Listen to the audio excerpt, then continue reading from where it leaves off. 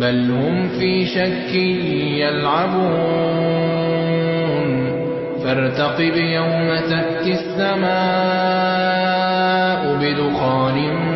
مبين يغشى الناس هذا عذاب أليم ربنا اكشف عنا العذاب إنا مؤمنون أنى لهم الذكرى وقد جاءهم رسول مبين ثم تولوا عنه وقالوا معلم مجنون إنا كاشف العذاب قليلا